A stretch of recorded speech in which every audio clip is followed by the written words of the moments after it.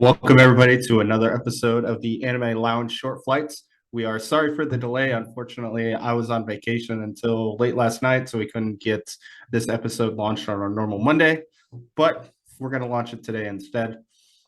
As per our usual tradition, always have a drink of choice. And this season, I'm going to be drinking for Lance too. So I have more of my tall boys of summer shanties because I bought a whole bunch of them. So gotta get through them. Yep. Lance, can you give us a synopsis for episode 3 of Bleach? Sure, I'm just gonna be very short and sweet on this one because the bulk of this episode is basically Ichigo versus Quile Ope. I think that's what we agreed to call him for this episode. Yeah. And then at the very end, we get an introduction to the start of the war with the Quincy's versus well, they call themselves the Stern Readers, the Yep. Quincy's versus Soul Society. So that was Yep. pretty crazy. A lot of crazy shit happened there. I was struck. I was like, my mouth was open the entire time. Like, I can't believe they're showing this much blood, this much gore, this much just insanity. It was so awesome. I was so into it. This was an Oh, I know. amazing episode. And the crazy part is so that was I want to say that was a third seat from he was kind of a pseudo main character from the Bleach series, and you just see him like his whole right side get obliterated. Oh, the guy who got his arm and like part of his chest just completely blasted. Yep, That was exactly. so awesome. But whatever did I put that? Yeah, Kira, his name was. Yep. Yeah, that scene was just awesome. And then shortly after that, one of those Stern Reader guys just shoots like a spirit gun and blasts another guy, and they're just no Yep. mercy. This is so awesome. Yeah, this is the absolute pinnacle of war, you could call it. Just Oh yeah, and I love their quote, which said that basically both sides think that they're right yep. I in was the about to war. say that too. Yeah, both the sides are fighting for what they think is right, so all that's left is to kill, basically. Yep. Yeah, I really enjoyed that as well because they kind of explained for all the people who don't remember from Bleach, we had already talked about in episode 1 yep. that about the differences between the Quincy's and the Soul Reapers. Go ahead and say it again, just so everyone is on the same page. So Soul Reapers, they call them balancers. When a hollow gets Exercised. there we go, exercised by a Soul Reaper, the soul doesn't go to the Soul Society, but it goes back into the cycle of life and then allows for the balance between the Soul Society and the human world or the living world. And then with Quincy's, they completely eradicate the soul, so it disrupts the balance. And then what that Soul Reaper talks about is that if the balance gets too far off, both the Soul Society and the living world basically collide into each other and just destroy them both at the same time. Yep. And I would like to see a little bit of that start to happen. Like I would like to see a little bit of both Soul Society and the living world, like like in Digimon where like things start to like evaporate like parts of the world, or like you can like when you look up into the sky you can see you can see like the digital world. So like what if you look up in the sky and you can see Soul Society too, like they're about to either mash together and explode or stretch far apart and like rip. And then of course that's going to be the end of both of those worlds, and wherever the Quincy's are living it will be superior, which I would also like to fight. Like, what about the Hollows? Like, don't they have their own separate world as well? Hollows live in Wakemundo. Waco Mundo, yeah, is that its own dimension? I don't remember anymore. Kind of. It's a separate dimension for that you could call kind of like the Soul Society, just a separate you have to take a gate in order to get to it. Are they connected to Soul Society or the human world? That if either side, if they were to be exploded or whatever, Waco Mundo would also be affected, or are they going to be separated? They don't talk about it, but I could imagine it's all together. altogether. Okay. I was gonna Yeah. say, because if maybe if it is separately, then me as a newbie into the series, I didn't read. Maybe this is where the Quincy's are hiding because it's a whole separate dimension. But then we guess we could always imagine that Quincy's have their own dimension as well or something. Um, just from I looked him up. Kurosaki, the the crazy hair, the squad 12 captain. Give me one. Yeah, squad 12 captain. Is he the He researcher? yeah, he's the researcher, one with the crazy head. Yep. I guarantee you he would be able to detect them in Waco Mundo. I bet you Sure. because of Aizen hiding in Waco Mundo that he did some sort of basically feelers, some sort of way to figure out what's going on in Waco Mundo so that that doesn't happen again. Right. So I doubt they're hiding there. I bet you they have their own sort of dimensional shift area that they can be hiding in. Just because, as we find out, they call him the Majesty.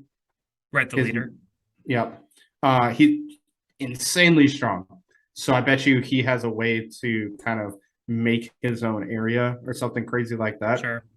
Yeah. I mean, and speaking of insanely strong, we got to see this Quile Ope guy go into like a heavenly angel kind of Yep. transformation where he was just like pulling a Tagoro from Yu Yu Hakusho and he's just absorbing all this energy from all around him. And that absorption power was pretty freaking sweet. Like everybody and everything was being affected. I thought that was pretty Yep. awesome. Yeah, that was you got to see Uryu do Mhm. that when he actually fought the 12th Kurosuke. Yeah, Kurosuke Okay. Suchi, the head captain for Squad 12. You see that in the original Bleach series, they make reference to it, and it's basically they're pulling all the Rike, not Rike, Reiki, yeah, something, Reiki. something like that. Yeah, I remember that's what they call their Is energy. yeah, that's basically all life energy, and so that was really cool. It's called. I'm looking it up. Um, What the absorption or what he turned into? what it's man, what it's actually or what they called it. It's Vol Stern Deek, Yeah, which which uh, yeah, I wrote that down too, and I googled it, and it kind of translates to perfect holy body. okay. I got something a little bit different, but Oh, I got complete in German. oh, That sure, base. yeah, I think that's another variation. Yep, I think I saw that one Um, too, but I chose to write down perfect. and then the Japanese translation from German was back to English, of course, Hmm. is Monk of Destruction. And then Okay, it's this complete holy form yep. is I think you what I might be get. looking at the same Google thing that I Yep. looked at then. Um, and so yeah, I thought that was super cool. And it was crazy what they were doing. Basically, just taking the life energy out of people. Hmm. That was insane. Yep. So I want to see. I mean, obviously, this fight between him and Ichigo are not complete. Um, Yep. Ichigo just entered Bankai, so things are about to get heated even more. So I'm really excited to see more of that. I would, like I said last episode, I still want to see him go a little hollow. Want to Yep. want to see that mask come out one more time. I love that Japanese noise that the hollow makes. So Yes. I love the hollowed Bankai. It's yep, super awesome. exactly.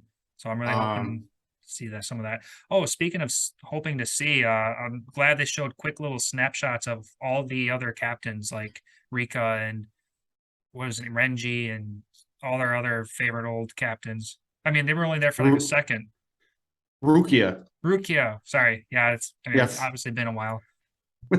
Yes. Yeah. And um, so just from spoilers from the internet, and because it's been a long time since I've read the manga, I'm remembering snippets of certain things.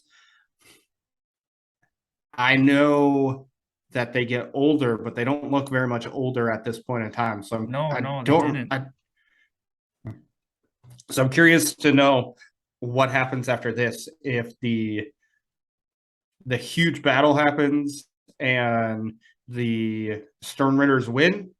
That'll be interesting to see. I think we do find out that's just a kind of that the head captain and the leader of the Stern Readers fought 1,000 years ago. Did you get that? Yeah, that one time I wrote down one date and I remember 1,000 time.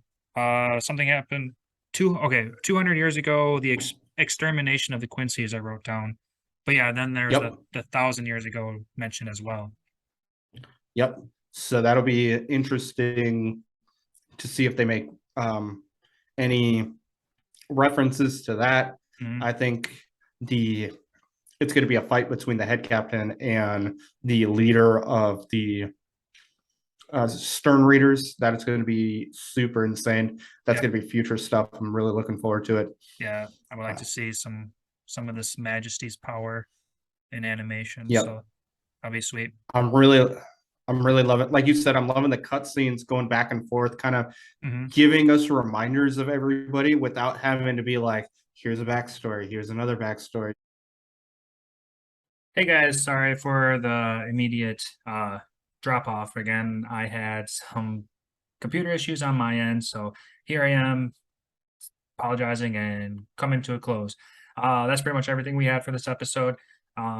Please like and subscribe so you can help our content grow, and make sure you follow us on Chainsaw Man as well, because we will be posting that pretty much the day after we post Bleach. So twice a week we post. So please follow us and help us grow.